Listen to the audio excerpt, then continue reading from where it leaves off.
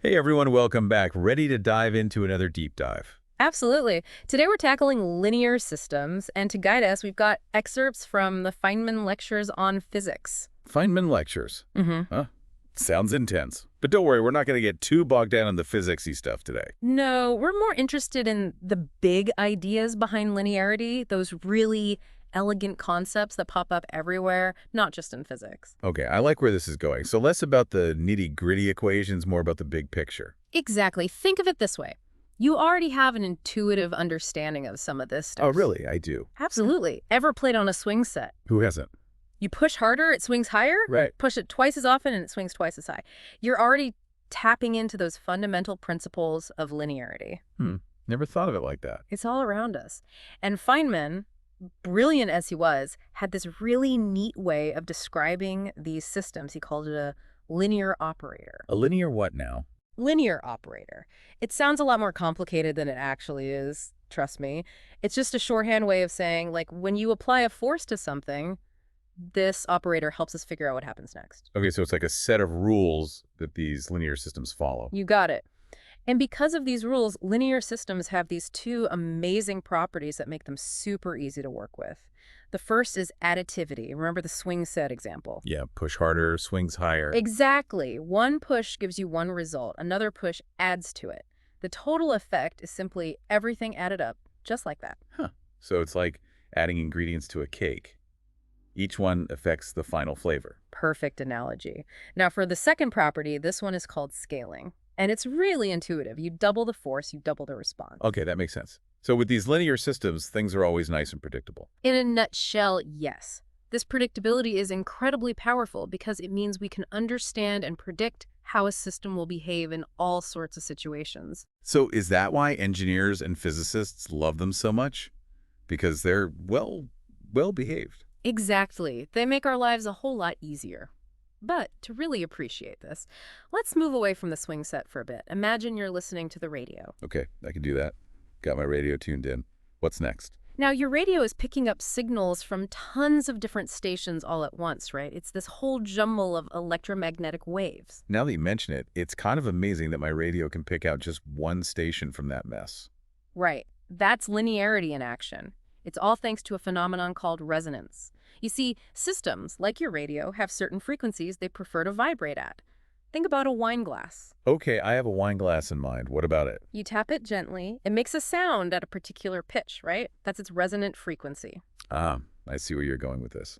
So my radio is kind of like a very picky wine glass. Exactly. By adjusting the tuning dial, you change the radio's resonant frequency until it matches up perfectly with the frequency of your favorite station. And all those other stations just fade away because they're not resonating.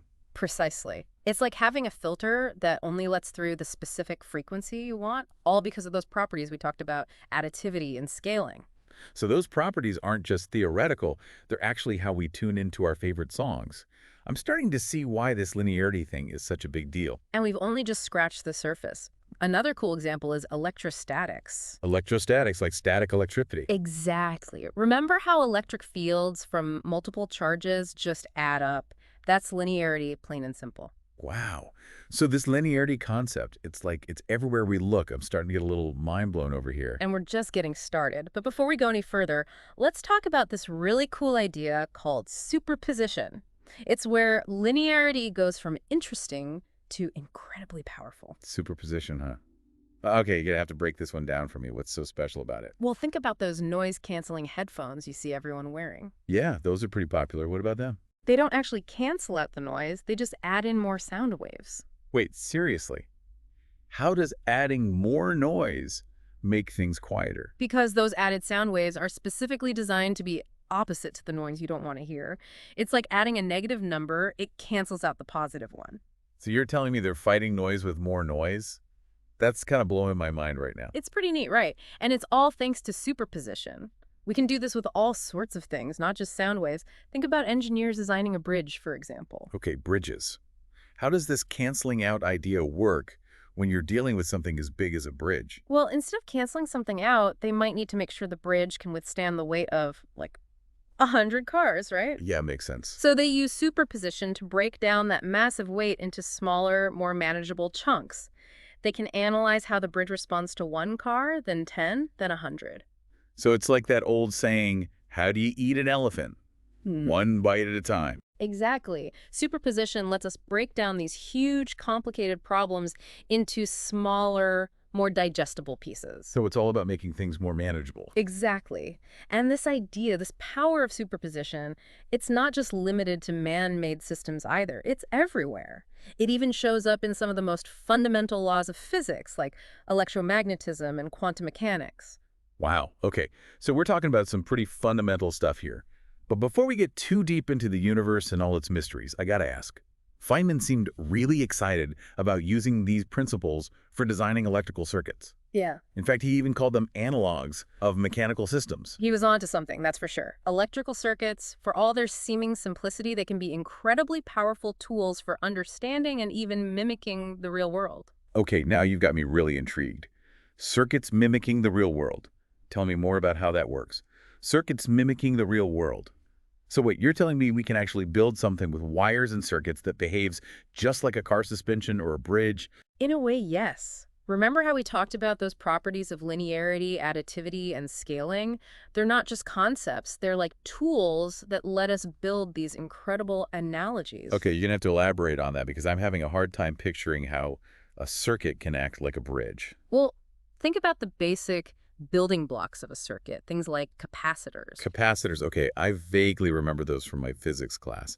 They store electricity, right? Yeah, they're like little energy reservoirs. But here's the thing, they behave a lot like springs in a mechanical system. They can store energy and release it just like a spring compresses and bounces back. Okay, so instead of metal coils, we have these electrical components acting like springs. Exactly. And it's not just capacitors. Inductors, for example, those are like the inertia of a circuit. Inertia.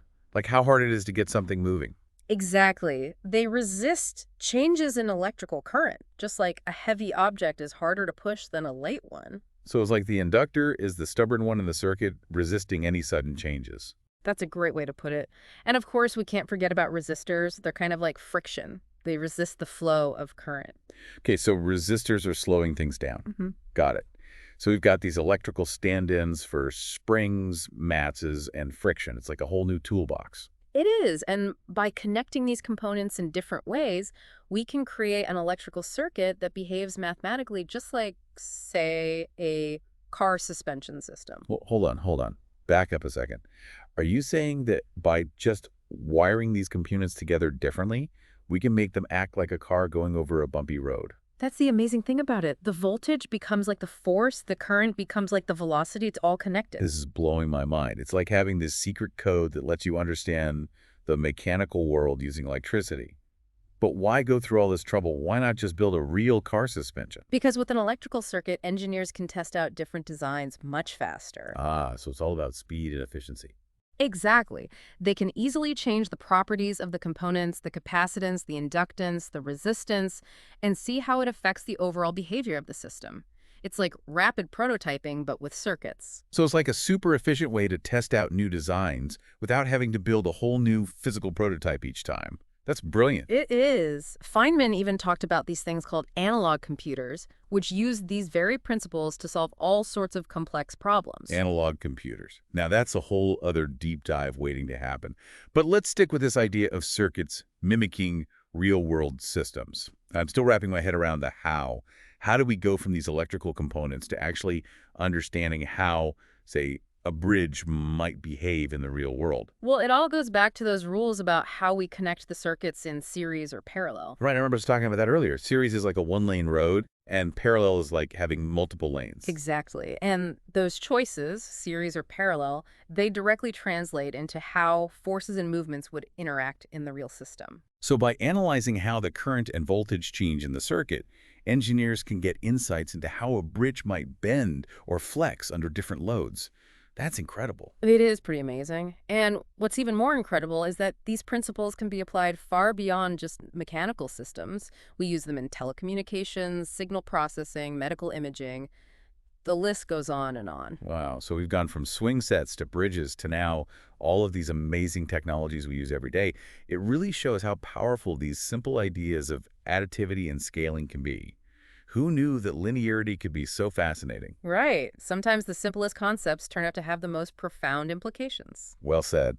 And on that note, we're going to have to wrap up this deep dive into the world of linear systems, but hopefully this has sparked your curiosity to go out and explore this fascinating topic even further. Absolutely. There's a whole universe of knowledge out there just waiting to be discovered. Keep those minds curious, everyone, and we'll catch you in our next deep dive.